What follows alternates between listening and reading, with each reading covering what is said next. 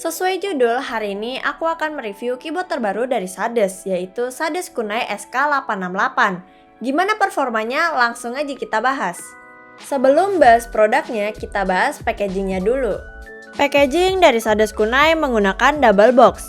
Dengan box di bagian luarnya terdapat tulisan Kunai dan seri keyboardnya yaitu SK868. Untuk box bagian dalamnya terdapat gambar dari keyboard Sades Kunai dengan fitur-fitur dari keyboard pada bagian depannya. Untuk bagian belakangnya terdapat spesifikasi, keterangan untuk tombol kombinasi, dan mode koneksi. Ya, mirip-mirip buku manual lah.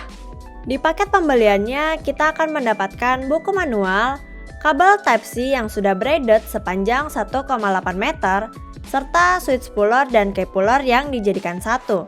Sekarang kita bahas keyboardnya. Untuk desainnya, keyboard ini cukup keren, dimana keycapsnya ini berwarna two-tone yaitu biru dan putih. Keycapsnya berbahan ABS yang sudah double shoot dan lumayan rapi. Saat aku ukur, ketebalan dari keycapsnya hanya 0,7 mm pada bagian birunya, dan 1 mm pada bagian double shootnya. Kualitas keycapsnya terbilang biasa aja untuk keyboard seharga 700 ribuan. Saat aku mematikan lampu dan set RGB di keyboardnya pada brightness paling terang, keycapsnya tidak bleeding sama sekali. Profil keycapsnya pun OM seperti keyboard mechanical lainnya, jadi aman dari interference. Legend untuk alpha dan numbernya pun cukup bagus. Dan terdapat kombinasi tombol function untuk mengganti profil dari mode Bluetooth serta untuk mengatur RGB.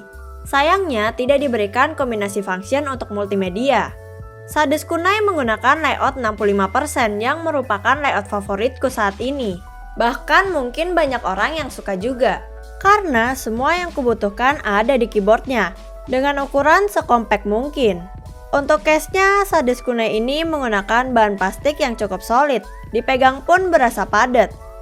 Pada bagian depan kanan terdapat tulisan Sades yang besar, tapi buat aku sih bukan masalah.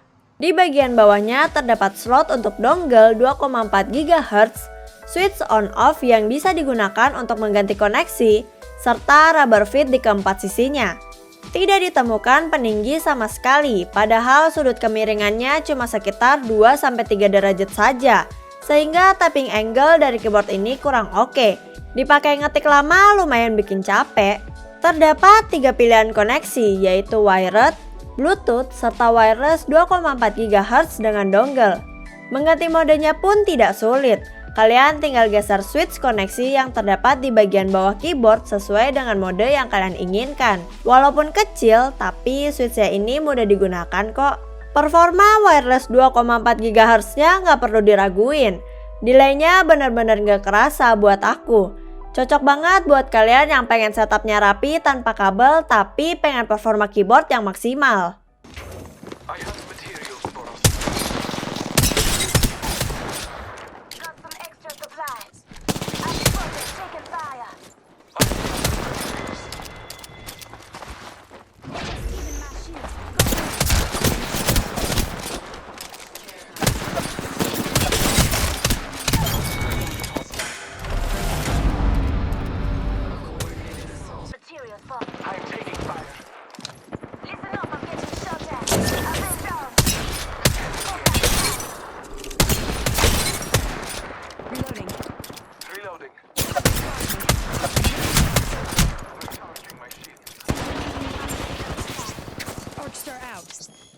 Arc star out. Throwing thermite grenade. Reloading.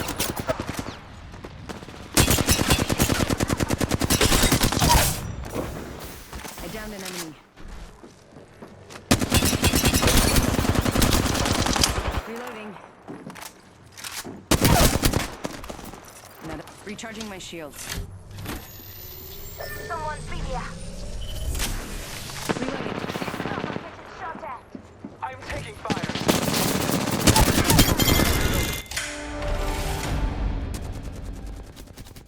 Kalau mode Bluetooth-nya emang gak direkomendasikan buat main game, apalagi main game FPS yang butuh respon cepat.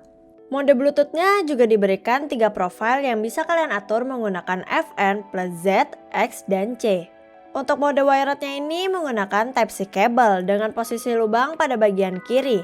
Ini posisi favoritku sih karena cocok buat penggunaan coil cable. LED RGB-nya terang banget. Terdapat 16 mode RGB yang bisa kalian atur menggunakan kombinasi tombol function serta melalui aplikasi yang sudah disediakan oleh Sades.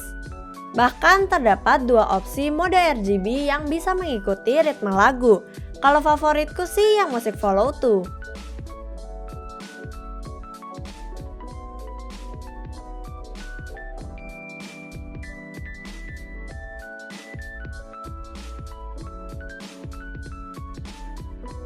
Lanjut ke bagian switch-nya, Sades Kunai diberikan 3 pilihan switch yaitu Gateron Brown, Red, serta Yellow. Dan unit yang aku review ini menggunakan Gateron Yellow 5 pin. Aku nggak tahu sih ini Gateron Yellow tipe apa, karena biasanya Gateron Yellow KS9 menggunakan 3 pin, tapi yang ini menggunakan 5 pin. Kenapa aku memilih Gateron Yellow? Karena switch ini udah smooth banget dari bawaannya. Beratnya pun pas di aku. Walaupun spring pingnya masih kedengeran.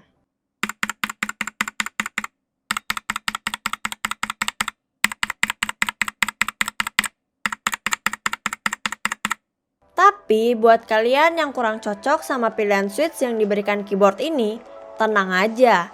Keyboard ini sudah menggunakan hot swap universal 5 pin dengan soket dari Gateron. Ditambah LED SMD-nya nggak nonjol.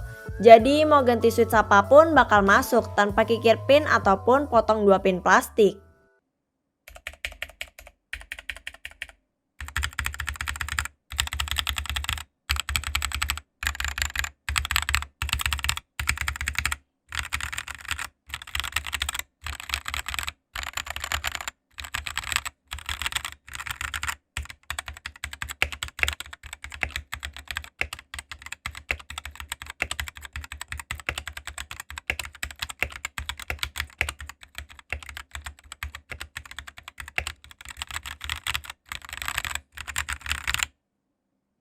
Kalau ngomongin stabilizer agak aneh sih.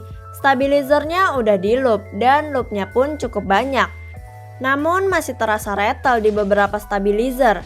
Kayaknya sih karena loopnya ini kurang merata. Seperti bagian siku wire yang masih kering dan bagian bawah stemnya ini belum rata.